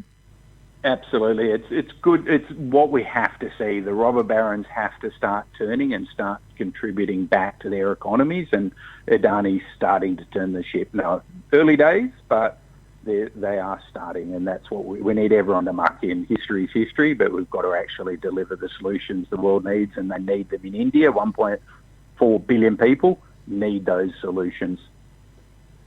Don't we all? Absolutely. That's, well, great to have you here again, Tim. Thanks so much for bringing us all of this news. So much of it very exciting, and the possibilities are looking much more positive after having spoken to you, so thank you for that. And we'll have to get you back on again sooner rather than later, but I hope you have a happy, silly season, a good break, and peace and justice to you and yours until we speak again. Brilliant. Thanks for having me, Sean. Have a great Christmas yourself. Yeah. Cheerio. Bye. That was Tim Buckley from the Climate, Energy and Finance think tank, giving us a pretty good wrap-up of the year for climate, energy and finance. So thanks to him. Sounds like there's a lot to be looking forward to in the new year, with some real positive prospects for the transition to renewable prosperity and away from the fossil fuel corruption that we have been subject to up till now. We're going to go straight back into Disrupt Burrup Hub story from Maz, who blocked the officers of the gas regulator there in Perth this week, and also to the Tarkine forest in Tasmania, where and also defending the swift parrots down there in Tassie, talking to Scott Jordan from the Bob Brown Foundation. You're tuned into Environmental as Anything. Thanks for being with me today.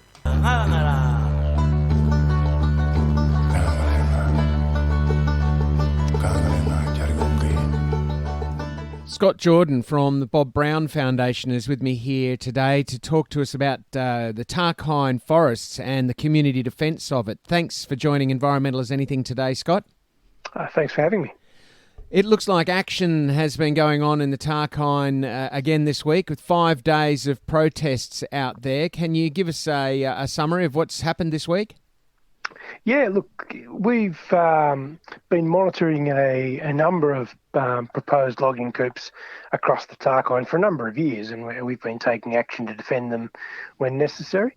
It's been about 3 years since we've seen them try and move on an area of rainforest in the Tarkine, largely because the community has repeatedly stood up and said we won't stand by and watch this.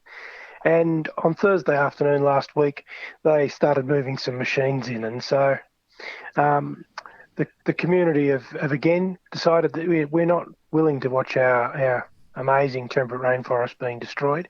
And so on Sunday night, people moved in there, they established a tree sit, and we set up in there and held the loggers out for 2 days before the police came in and moved people on and arrested the tree sitter. And every day since, that local community has gathered together, and they've been sending teams onto the site to shut down work. And so I think we've had now 6 separate teams that have walked on and shut down work on that site, including an amazing young farmer by the name of McKenzie, who's went out there this morning and locked onto machines and was arrested late morning, and simply was there to defend these forests and say we're not going to watch them being destroyed. So, yeah, a lot of us are a long way from the Tarkine in Tasmania. Can you tell us a bit about that rainforest there and why it's inducing such community outrage at the thought of it being destroyed? Yeah, well, look, the Tarkine wilderness in Tasmania is an amazing place. We have Australia's largest remaining temperate rainforest, one of the last remaining temperate rainforests on the planet.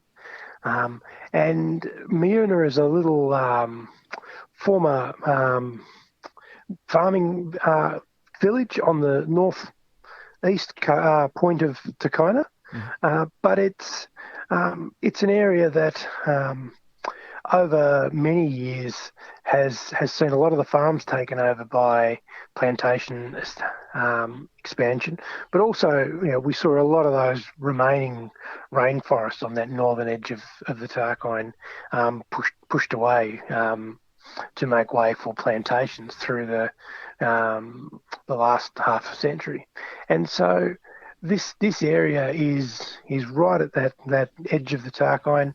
It's a area that's surrounded by plantations on three sides, and for that local community, it's a really precious place that they've been able to take their kids to growing up.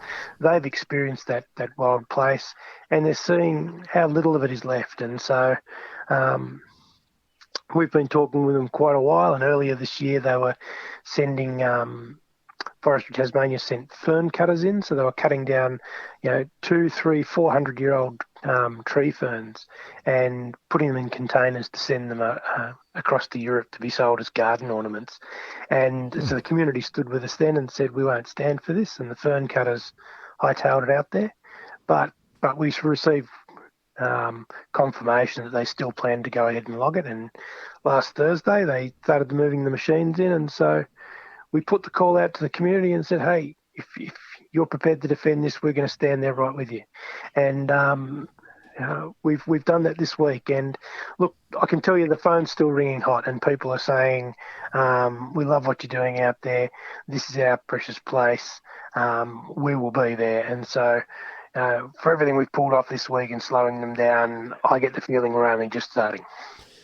Well, that sounds like good news if the community are behind protecting the forests. Has there been any positive movements from the Tasmanian government towards ending native forest logging in Tassie? Look, we've had the usual response we expect from the government. I guess we're a little bit amused earlier in the week where the minister referred to us as professional protesters. I guess by professional, if he means well-trained, dedicated, passionate and effective, that'd be a great way to describe this community for sure. And, the minister can engage in all the name-calling he wants, but these people are amazing local heroes who are going to stand up for this wild place where the minister has failed to. And so I just am amazed by the passion in this local community, and I'm really proud to be up there standing with them. Look, just out of interest, what are they logging it for? What's being done with this forest once it's been logged? Well, this particular area contains some eucalypt, but it's predominantly an area of blackwood, myrtle, all those slow-growing ancient rainforest, wet forest trees. And so most of what comes out of this coop will go straight to the wood chip mill. The experience of similar areas is roughly around 60% of what is cut just simply doesn't leave the site at all. It's if it's not 6 to 12 metres long and perfectly straight, it just doesn't lend itself to being put on a log truck at all. So 60% just gets wasted right up front. And of what leaves there on a log truck, 80 to 85% of that will go straight to the wood chip mill. Some will go off to become plywood, and a very small amount, less than 5%, will actually become a sawn timber product. And so there is a huge amount of waste and destruction for the tiniest of productive gain out of this. And what we do know is that Forestry Tasmania, the state government logging agency trading as Sustainable Timbers Tasmania, if you can believe it. They make a loss every year, and so the grants that the state government is paying to Forestry Tasmania to log our native forests far exceed the income that they gain from the logging, and so we're essentially sending the majority of these forests straight into the atmosphere as carbon emissions from the forest waste that's then burnt, and and wood chip that's being exported for use in packaging and for electricity furnaces overseas. And so this is, from a climate perspective, it is absolute madness that we're doing this. But we're also in a biodiversity crisis, and we know that our temperate rainforests are really important habitat, and this place particularly being that it's a remnant of what used to be there. Yes. Wow. What an extraordinary story of waste and the courage of the community and the determination to try to stop it.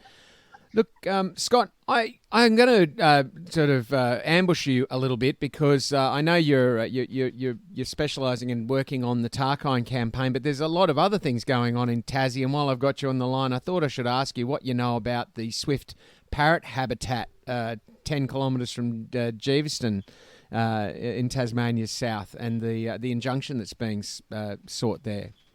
Yes, look, well, we've got news today that on the coop that we were seeking the injunction on, Forestry Tasmania has given the court an undertaking that it's ceasing logging on that coop, and so an injunction wouldn't be necessary. And so we're claiming a small win on that. What we do know, though, is that there are many more coops across those southern forests of Tasmania and along the east coast of Tasmania where swift parrot require those forests for nesting and for the hollows they use for raising their young, but they also require the flowering gums in those areas as that food source. And so Tasmania is the only place in the world where swift parrot breed. They fly down from their summer, from their winter periods on mainland Australia, and they nest here in our forests in Tasmania, and we are driving them to extinction. We know there is projected numbers saying that they will be extinct within a decade.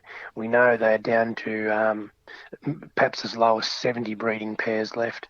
It is critical that we preserve these standing forests with mature habitat for this amazing species. But we are seeing a government that is happy to pay lip service to putting in plans to protect this species, but they're doing absolutely nothing to stop the loss of habitat. And our people have, like they have in the Tarkine, have been out standing in those forests and shutting work down on those coops as they're happening. But, I hate to say it, but we've been doing this for a number of years, and the pattern of behaviour continues. Is that the same forest that Bob Brown was arrested in and was giving evidence in court almost 2 weeks ago? It's down in that area, yeah. There's a number of coops engaged, and this particular one is really important this year. What will happen with the swift parrot is they will move around a number of areas each year, and so we'll sometimes see them return to the same forest. Sometimes the next valley will have a better flowering, and so they'll move to that valley.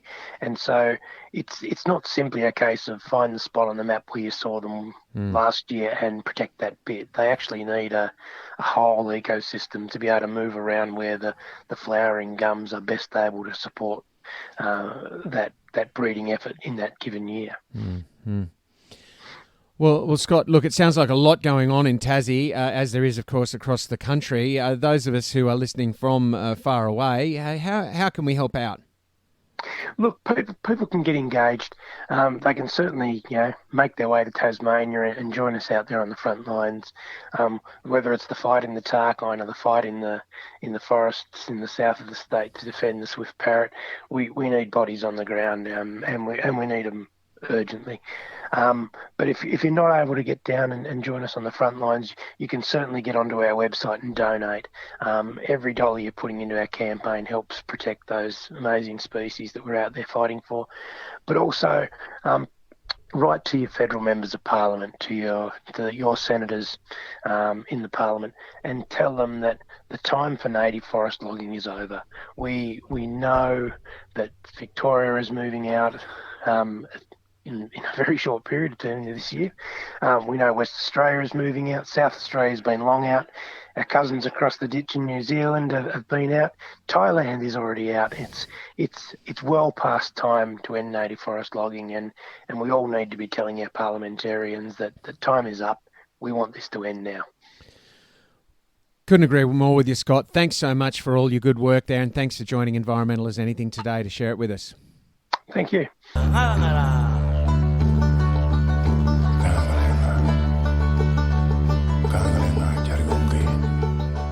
On Monday this week, a Disrupt Burrup Hub campaigner, Maz, chained himself to a concrete barrel on a four-wheel drive vehicle parked across both eastbound lanes of Mounts Bay Road in Perth CBD during the rush hour, directly outside the office that the federal offshore oil and gas regulator, NOPSEMA, shares with two companies developing major components of Woodside's Burrup Hub mega project, the Perdaman Fertiliser Company and Woodside's Northwest Shelf Holding Company. I'm very glad to have Maz on the line right now to let us know what he did that day and why. Maz, thanks for joining Environmental as Anything. Can you tell us what happened on Monday?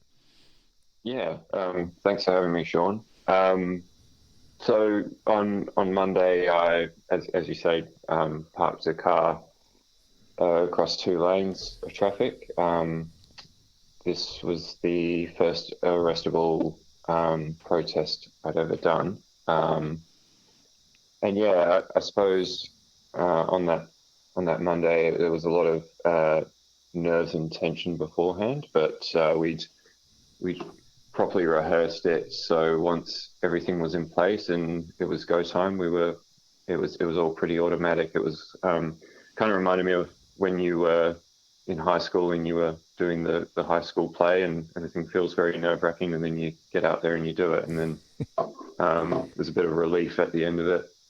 But yeah, as for how the action went, I think this action, I should say, is very much modelled on a similar action that was done a couple of years ago by one comrade of mine, Katrina Harley, and some other associates of hers whose names escape me, sorry. Never mind. But they were able to block Burrup Road, which is the road that leads to the Burrup Hub itself, and they were able to block that for about 16 hours, which was a really impressive feat. Very disappointing because I was sort of telling Katrina that I was going to beat her record, but they got me off within an hour, pretty much. So I definitely had some work to do. Okay, so as a result of these actions, what are the charges you're facing? What legal consequences might you experience? Yeah, so I've got 3 charges, all minor. The first one is basically a traffic offence, which is unreasonably obstructing or preventing the free passage on a road. And then I've also been charged with obstructing a public officer, which is due to me not telling them how I was locked into the barrel. And then the final one is failure to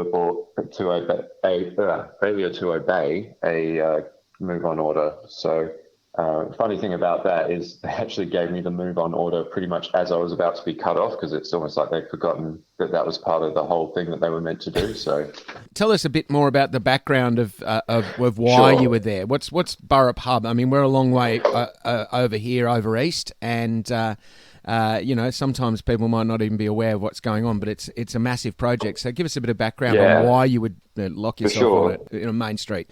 Yeah, so the Burrup Hub is a collection of gas projects just outside of Karratha, which is about 1,500 k's north of Perth in WA.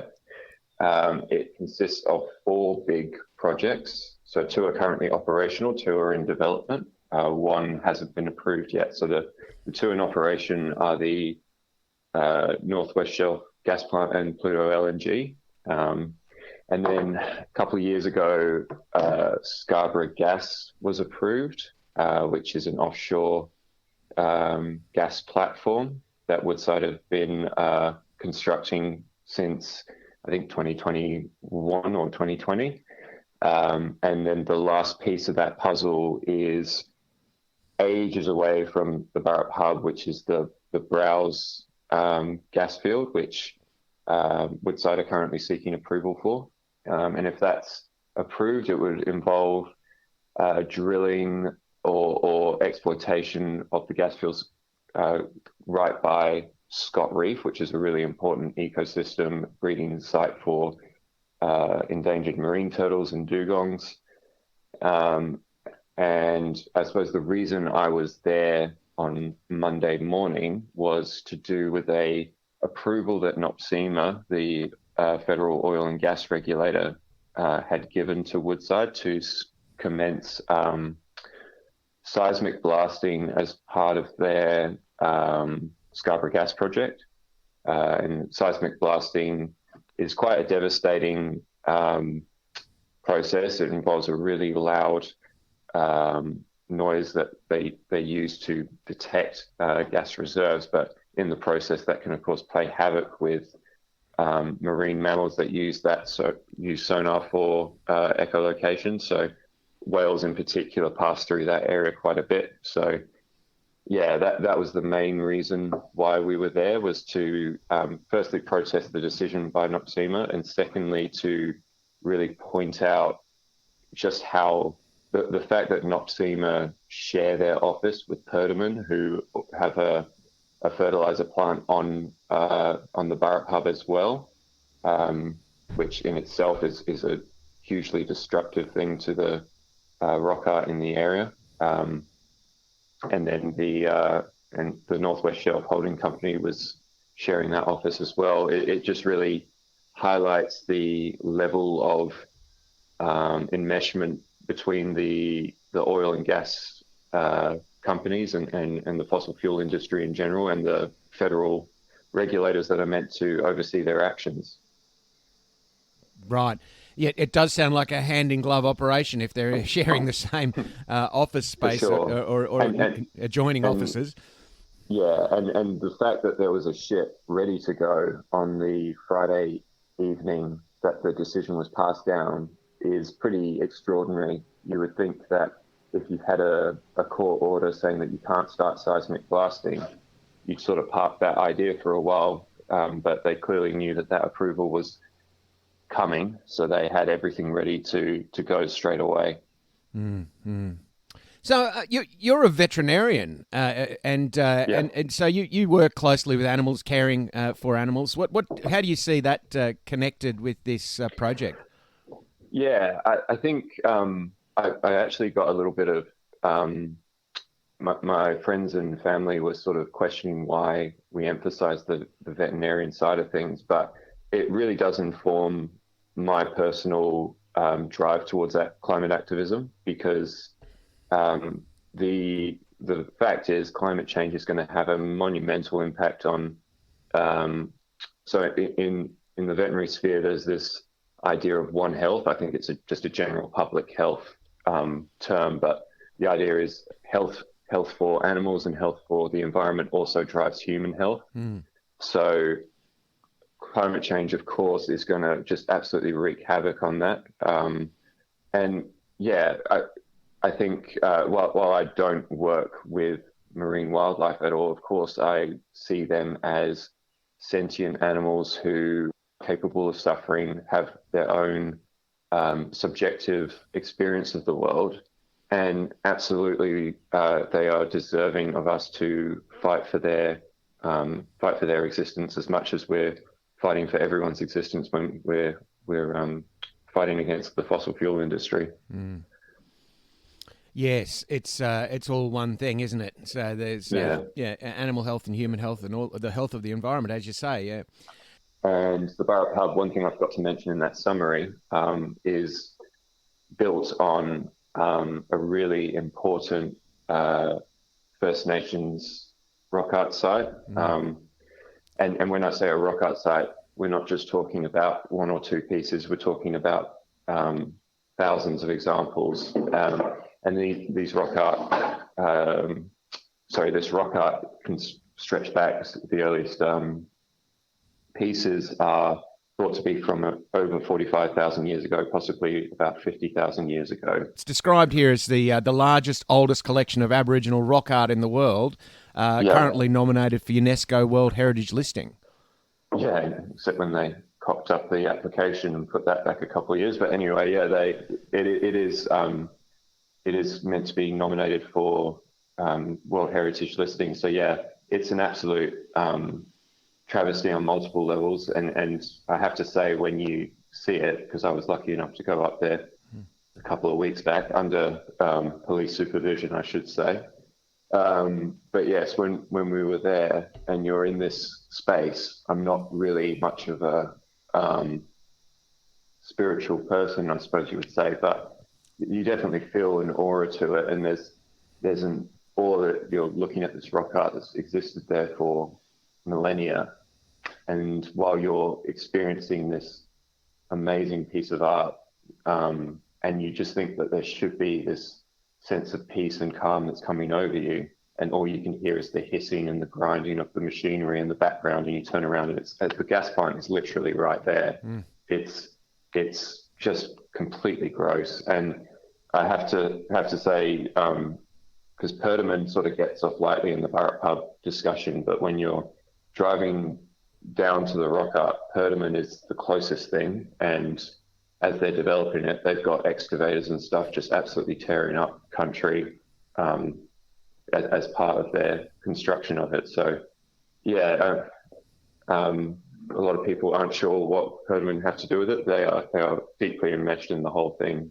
The community seems to have been very active around this. There's been multiple people arrested in various different ways of trying to publicise the facts. The WA terrorist police have been invoked to stop a non-violent action outside the CEO Meg O'Neill, isn't it? Her house in Perth. So lots of community action so far. What could people over this far away from you? What could we do here to help? Yeah, so Disrupt Burrup Hub does have some small groups that are starting up in the eastern states. So I think if you want to get involved directly, the first thing you can do is hop on our social media and sign up for the next public meeting. We are running regular public meetings online that you can join in on, where we'll tell you a little bit more information, get your perspective, and see what you can do to help. There will definitely be scope for actions over East or for people over East to come over and do actions as well.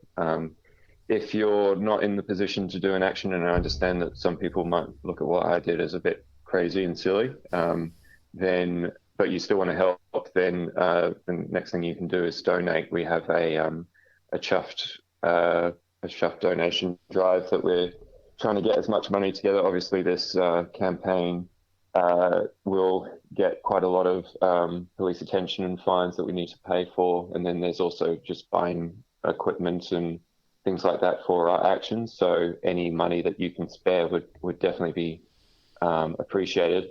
And then I think finally, if you follow our stuff on social media, boost it, tell everyone about the Burrup Hub that you think would be interested or will hear you, because it's the biggest gas project in Australia. It's 4 times as many carbon emissions over the next 50 years as the Adani coal station. It's huge.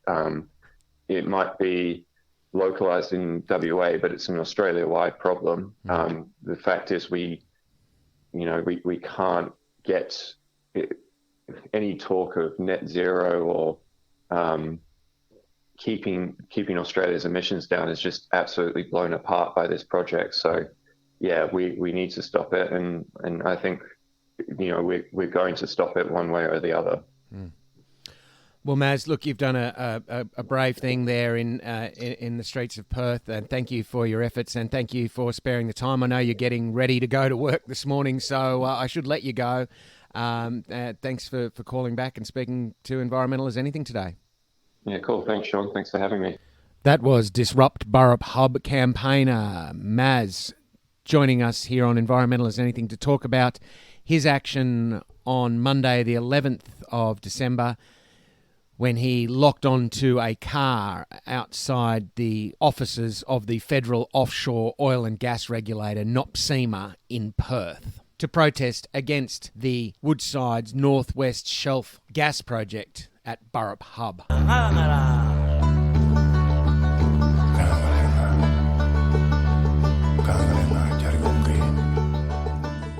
Thank you for tuning in to another episode of the Environmental as Anything podcast. I'll be bringing them to you as regularly as I can. If you'd like to tune into more of this kind of material, there's plenty of episodes available. You can subscribe to our podcast, and while you're there, you might as well rate it and help spread the word by sharing it on social media if you can.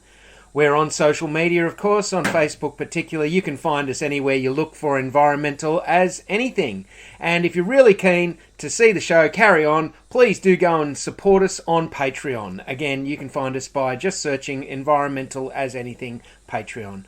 Thank you for your support. Be gentle with yourselves, be kind to each other, and remember, we are all in this together.